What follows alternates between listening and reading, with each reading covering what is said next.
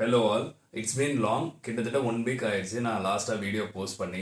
இந்த வீடியோ எதை பற்றி இருக்க போகுது அப்படின்னு பார்த்தீங்கன்னா, டிஎன்பிஎஸ்சி 2026ஓட ஆனுவல் பிளானர் வந்து ரிலீஸ் பண்ணியிருக்காங்க.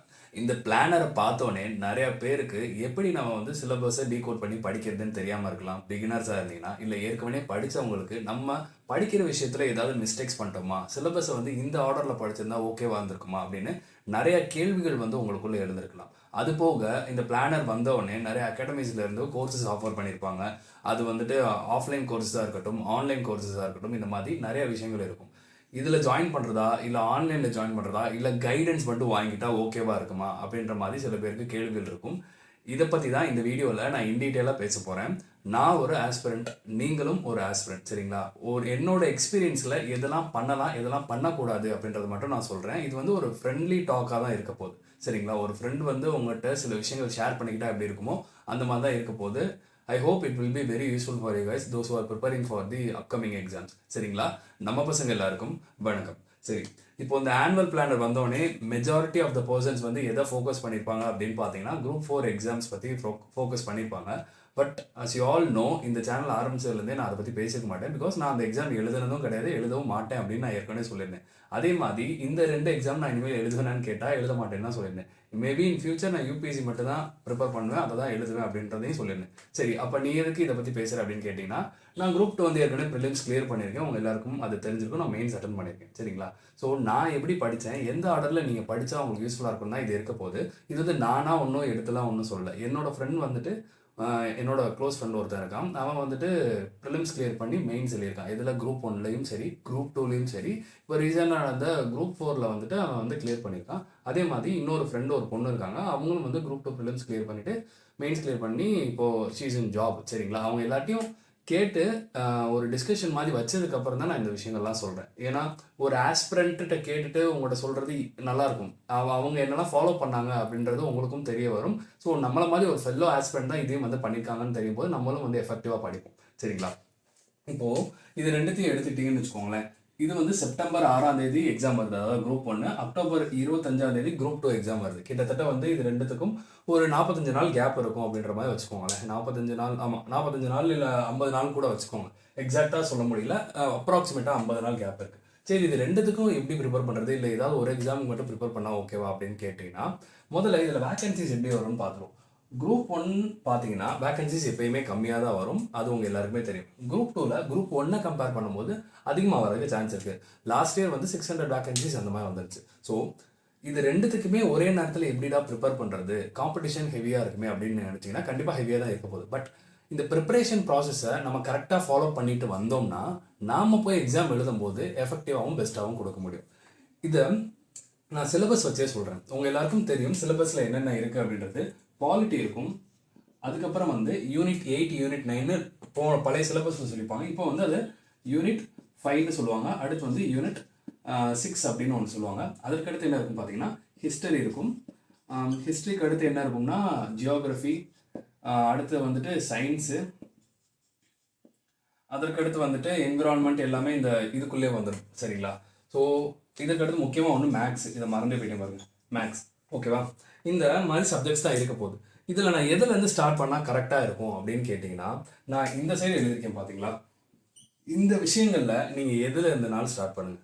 பிகாஸ் இது நாலுமே majority of the portions in syllabus வந்து கவர் பண்ணிடும். எக்ஸாம்பிளுக்கு இப்போ பாலிட்டி பார்த்துக்கிட்டிங்கன்னா அப்ராக்சிமேட்டாக 30 to 40 கொஸ்டின்ஸ் கேட்கலாம், சரிங்களா? அதே மாதிரி தான் யூனிட் 5. யூனிட் 5ல என்ன வரும் பார்த்தீங்கன்னா economy plus Tamil Nadu administration. Unit 6ல் வந்து தமிழ்நாடு சொசைட்டி மட்டும்தான் வரப்போகுது. ஹிஸ்ட்ரி வந்து உங்கள் எல்லாருக்கும் தெரியும், ஏன்ஷியன், மிடிவல், மாடர்ன் அப்படின்னு தெரியும், சரிங்களா? இது நாலுத்தையும் கம்பேர் பண்ணும்போது, அதாவது இந்த நாலுத்தையும் கம்பேர் பண்ணி பார்த்தீங்கன்னா உங்களுக்கு தெரியும் மார்க்ஸ் இதுதான் வெயிட்டேஜ் அதிகமாக இருக்கும், சரிங்களா? கிட்டத்தட்ட 130 கொஸ்டின்ஸ் கிட்ட இது 4 சப்ஜெக்டை மட்டும் நீங்கள் படித்தா வாங்க முடியும் நீங்கள் ஒழுங்காக படிச்சிங்க அப்படின்னா. இதுலேருந்தே கொஸ்டின்ஸ் வந்து ஒரு 130 கிட்ட கேட்கறதுக்கு வாய்ப்பு இருக்குது. அது போக மேக்ஸையும் நீங்கள் நல்லா படிச்சுக்கிட்டீங்க அப்படின்னா வந்துட்டு கிட்டத்தட்ட 150 கொஸ்டின்ஸ் கிட்ட you can able to attend, சரிங்களா? ஸோ நீங்கள் எல்லாரும் இந்த 2 சப்ஜெக்ட்டுக்கு ரொம்ப ஃபோக்கஸ் பண்ணாமல், அதாவது ஜியாகிரஃபி, சயின்ஸு, என்விரான்மெண்ட்டு, இந்த மாதிரி சப்ஜெக்ட்டுக்கு ரொம்ப ஃபோக்கஸ் பண்ணாமல் இந்த காலகட்டத்தில் எதுக்கு நீங்கள் ரொம்ப இம்பார்ட்டன்ஸ் கொடுத்து படிக்க வேண்டியிருக்கும் அப்படின்னு பார்த்தீங்கன்னா பாலிட்டி, யூனிட் 5, யூனிட் 6, ஹிஸ்ட்ரி. சரி, இப்போ இதை எப்படி நான் படிக்கலாம் அப்படின்னு கேட்டிங்கன்னா, இப்போ பாலிட்டி அப்படின்னு எடுத்துக்கிட்டிங்கன்னா லக்ஷ்மிகாந்த் அந்த ஒரு புக்கு போதும், என்ன பொறுத்தவரை அது ஒன்று போதும். அதை ஃபுல்லாக நீங்கள் வந்து தரவாக படிச்சிட்டிங்கனாலே எந்த எக்ஸாம்னாலும் அட்டன் பண்ணலாம். இதில் சில பேர் வந்து ஸ்கூல் புக்ஸ் படிக்கணுமா அப்படின்னு கேட்டிங்கன்னா, what I would say it's Laxmikanth first படிச்சிருங்க. அதற்கடுத்து ஸ்கூல் புக்ஸில் இருக்க சில ஃபேக்ட்ஸை ஆட் ஆன் பண்ணிக்கோங்க. சரிங்களா? அப்படி படிச்சிங்கன்னா உங்களுக்கு யூஸ்ஃபுல்லாக இருக்கும். பிகாஸ் நீங்கள் சிலபஸ் எடுத்து கையில் வச்சுக்கோங்க. கண்டிப்பாக சிலபஸ் உங்கள் கையில் இருக்கணும். சரிங்களா? சிலபஸ் எடுத்து கையில் வச்சுட்டு லக்ஷ்மிகாந்த் புக்கையும் சிலபஸையும் எடுத்து பாருங்களேன். அப்படியே டிட்டோவாக அதில் என்ன கொடுத்துருப்பாங்க அதை தான் அதிலேயே கொடுத்துருக்க போகிறாங்க. இங்கிலீஷ் மீடியம் ஸ்டூடெண்ட்ஸ்க்கு வந்து Laxmikanth it will be okay. Tamil medium students வந்துட்டு I think it's Venkatesan something ஏதோ ஒரு புக் சொன்னாங்க, எனக்கு கரெக்டாக ஞாபகம் இல்லை. பட் ஏதாவது ஒரு ஸ்டாண்டர்ட் புக்கை ஃபஸ்ட்டு ஃபாலோ பண்ணிடுங்க பாலிட்டிக்கு. அதற்கடுத்து பாலிட்டி மாதிரி இன்னொரு சப்ஜெக்ட் இருக்குது. அது என்னன்னு பார்த்தீங்கன்னா ஹிஸ்ட்ரி. இது ரெண்டுத்தையும் ஏன் ஒரே மாதிரி சப்ஜெக்ட் அப்படின்னு சொல்கிறேன்னா, இது வந்து ஹிஸ்டாரிக்கல் பேக்ரவுண்டில் தான் பாலிட்டியே வந்து, அதாவது நம்மளோட கான்ஸ்டியூஷனை உருவாக்கி எழுதியிருப்பாங்க. ஸோ இது ரெண்டுத்துக்குமே மோரார்லஸ் ஒரு கனெக்ஷன் மாதிரி எப்பயுமே இருந்துகிட்டே இருக்கும். சரிங்களா? கனெக்ஷன் இந்த சென்ஸ் எதில் இருக்கும் பார்த்தீங்கன்னா ஐஎன்எம் அப்படின்னு சொல்லுவாங்க.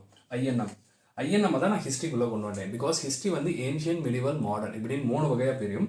இந்த டிஎன்பிசி படிக்கிற நிறைய பேர் என்ன பண்ணுவாங்க அப்படின்னு பார்த்தீங்கன்னா, இந்த ஏன்ஷியன் மிடிவல் ஹிஸ்ட்ரிக்கு வந்து ரொம்ப இம்பார்ட்டன்ஸ் கொடுக்க மாட்டாங்க.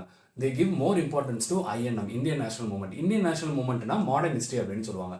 இதுக்கு வந்து நிறைய பேர் வந்து என்ன புக் ஃபாலோ பண்ணுவாங்க அப்படின்னு பார்த்தீங்கன்னா, மாடர்ன், அதாவது இந்தியன் நேஷனல் மூமெண்ட்டுக்கு ஸ்பெக்ட்ரம் அப்படின்னு ஒரு புக் வந்து ஃபாலோ பண்ணுவாங்க. ஏன்ஷியன் அண்ட் மிடிவல் இந்தியாவுக்கு வந்துட்டு நீங்கள் ஸ்கூல் புக்ஸே ஓரளவுக்கு ஃபாலோ பண்ணிங்கன்னா ஓகே தான். If you want to add on அப்படின்னா நான் என்ன சொல்லுவேன்னா, லூசன்ஸ் அப்படின்னு ஒரு புக் இருக்குது, ஜென்ரல் நாலேஜ் அப்படிங்களா. லூசன்ஸ் ஜென்ரல் நாலேஜ் தான் அந்த புக்கு பேர். அந்த புக்கு இஃப் யூ கேன் பைனா யூ ஜஸ்ட் பை. பிடிஎஃப்ஸும் நிறைய இடத்துல அவைலபிளாக இருக்குது. இஃப் யூ கான்ட் அஃபோர்ட் அப்படின்னா கோ வித் த பிடிஎஃப். சரிங்களா? இதற்கடுத்து இந்த 2 தான் எப்படி படிக்கிறதுனே நிறைய பேருக்கு தெரியாது. சரிங்களா? ஐஎன்எம் கூட நீங்கள் ஸ்பெக்ட்ரம் யூஸ் பண்ணலாம், பாலிட்டிக்கு லக்ஷ்மிகாந்த் யூஸ் பண்ணிக்கலாம். ஏன்ஷியன் மிடிவல் ஹிஸ்ட்ரிக்கு வந்துட்டு என்ன படிக்கலாம் அப்படின்னு பார்த்தீங்கன்னா ஸ்கூல் புக்ஸ் வந்து படிக்கலாம். சரி, இப்போ இந்த யூனிட் 5 யூனிட் 6க்கு என்னடா பண்ணுறது அப்படின்னு கேட்டிங்கன்னா, இதுக்கு தான் வந்து நான் என்னோட ஃப்ரெண்ட்ஸ்கிட்ட 2 பேர்கிட்ட கேட்டேன், என்னடா பண்ணீங்க நீங்கள்? ஏன்னா நான் வந்து யூபிஎஸ்சி படிச்சிருக்கேன், அதுலேயும் நான் தமிழ் படிச்சிருக்கேன், இல்லைன்னு சொல்ல. இருந்தாலும் தமிழ்நாடுன்னு ஸ்பெசிஃபிக்காக வரும்போது எனக்கு சில விஷயங்கள் தெரியாது. இதை வந்து நான் முன்னாடி வீடியோஸ்லேயே நான் சொல்லியிருக்கேன். ஸோ அவங்க சொன்ன சில இன்புட்ஸை வச்சு நானும் அவங்க சொன்ன இன்புட்ஸ்லேருந்து சில விஷயங்கள் படிச்சிருக்கேன். அது எனக்கு யூஸ்ஃபுல்லாக இருந்துச்சு. இவங்க என்ன சொன்னாங்கன்னா, யூனிட் 5 யூனிட் 6க்கு சுரேஷ் அகாடமி அப்படின்னு ஒரு அகாடமிக்கு அதில் வந்து A3 புக் அப்படின்னு ஒன்று விட்டுருப்பாங்க போல். அந்த A3 புக்கை வந்து அவங்க படிச்சிருக்காங்க, வேறு எதுவுமே அவங்க படிக்கல. பிகாஸ் அதில் வந்து எல்லா விஷயங்களும் ஸ்கூல் புக்கில் இருக்கிறது கவர் பண்ணிட்டாங்க. அப்போ அது போக சில பாயிண்ட்ஸ் வந்து எக்ஸ்ட்ராவாக கொடுத்துருக்காங்க அப்படின்ற மாதிரி அவங்க சொன்னாங்க. அவங்க சொன்ன வச்சு தான் நான் சொல்கிறேன். They have cleared. ஸோ அவங்கள்ட்ட இருந்து ஒரு இன்புட்ஸ் வாங்குறது ரொம்ப நல்லது. சரிங்களா? Unit 5 and unit 6. யூனிட் 6ன்றது தமிழ் சொசைட்டி. நான் என் ஃப்ரெண்டு ஒரு பையன் சொன்னேன் பார்த்தீங்களா, அவன்கிட்ட கேட்டபோது யூனிட் 6க்கு நான் தமிழ் சொசைட்டிக்கு A3 புக்ஸ் மட்டும்தான் படித்தேன், வேறு எதுவும் படிக்கல அப்படின்னு சொன்னால். யூனிட் 5க்கு நான் 2 பேர்ட்டையும் கேட்டபோது அவங்க என்ன சொன்னாங்கன்னா, எக்கனாமிக் வேணால் நீங்கள் கான்செப்சுவல் கிளாரிட்டிக்காக யூடியூப் வீடியோஸ் பார்க்கலாம். இது வந்து நான் என்னோட யூடியூப் சேனல்லே வந்து நான் வீடியோஸ் போட்டிருக்கேன். 30+ வீடியோஸ் போட்டிருப்பேன் நினைக்கிறேன். 31 videos, I am not correct. But ஒரு பிளேலிஸ்ட் இருக்கும், அதை நீங்கள் போய் பார்த்தீங்கனாலே உங்களுக்கு தெரியும். ஒரு ஃப்ரெண்டு எப்படி ஒரு ஃப்ரெண்டுக்கு சொல்லிக் கொடுப்பானோ அந்த மாதிரி தான் அதில் சொல்லி கொடுத்துருப்பேன். So it will be very useful if you want to get clarity on the subject on economic. சரிங்களா? அப்போ வந்து தமிழ்நாடு அட்மினிஸ்ட்ரேஷனுக்கு என்னப்பா பண்ணுறது அப்படின்னு கேட்டிங்கன்னா, you have to read A3. நான் அவங்ககிட்ட இருந்து கேட்டதான் நான் சொல்கிறேன். I'm not promoting any brand or something else. சரிங்களா? அவங்க ஃபாலோ பண்ணுது சுரேஷ் அகாடமியில் A3 புக்ஸு. அப்புறம் வந்துட்டு எக்கனாமிக் வந்து go with the YouTube videos. அது போக if you want to refer school புக்ஸ்னால் you can refer. But Suresh Academy A3 புக்லேயே வந்து ஸ்கூல் புக்ஸோட கண்டென்ட் வந்து கவர் ஆயிரும் அப்படின்ற மாதிரி என் ஃப்ரெண்டு சொல்லியிருந்தான். ஸோ நான் ஏன் வந்துட்டு இந்த மாதிரி சிம்பிளிஃபைடாக ஒரு புக்காக சொல்கிறேன்னா, you don't have to go beyond all the sources collect பண்ணுறேன் டைம் வேஸ்ட் பண்ணாதீங்க. சரிங்களா? இப்போ if you want to start from December அப்படின்னா, ஸ்டார்ட் ஃப்ரம் டிசம்பர் 15 அந்த மாதிரி மிட்லேருந்து ஸ்டார்ட் பண்ணிடுங்க. Collect all the materials whichever you have. Whether it can be in PDF or it can be என்ன சொல்கிறது ஹேண்டில் இருந்தாலும் உங்களுக்கு ஓகே தான். உங்களுக்கு மெட்டீரியலிஸ்டிக்காக கையில் இருந்தால் உங்களால் படிக்க முடியும்னா go with books, buy some books. You have to spend money to என்ன சொல்ற ஃபார் ஸ்டடிங். சில பேர் அந்த அகாடமி இதெல்லாம் ஜாயின் பண்ணுமான்னு கேட்டிருந்தாங்க, அதை பற்றி நான் பின்னாடி பேசுகிறேன். சரிங்களா? இந்த 4க்கு ரொம்ப இம்பார்ட்டன்ட் கொடுங்க. சரியா? நீங்கள் படிக்கிறதுலையும் சரி, இந்த 4 ஃபஸ்ட்டு தரவாக படிச்சுட்டு அடுத்து இதுக்கெலாம் போங்க. அப்போ கரண்ட் அஃபேர்ஸ்னு ஒன்று இருக்குது, அதெல்லாம் என்னடா பண்ணுறது அப்படின்னு கேட்டிங்கன்னா, கரண்ட் அஃபேர்ஸ்க்கு ரொம்ப விழுந்துலாம் இம்பார்ட்டன்ஸ் கொடுக்காதீங்க.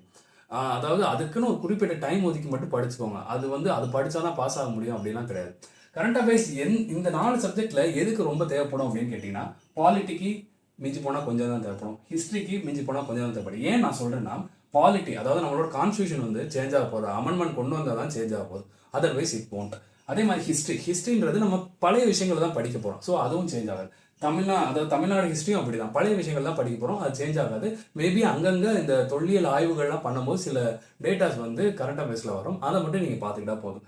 இந்த யூனிட் 5 தமிழ்நாடு அட்மினிஸ்ட்ரேஷன் நான் ஒன்று சொன்னேன் பார்த்தீங்களா, எக்கனாமியே தனியாக பிரித்து வச்சுருங்க சரிங்களா. எக்கனாமிக்குன்னு நீங்கள் சில விஷயங்கள் வந்துட்டு கரண்ட் அஃபேர்ஸ்லேருந்து படிக்கணும். But in order to understand that current affairs you have to get huge knowledge on static subject. Static சப்ஜெக்டில் நீங்கள் ரொம்ப தரவாக இருந்தால் மட்டும்தான் கரண்ட் அஃபேர்ஸ் வந்து உங்களுக்கு புரியும், இல்லைனா புரியாது.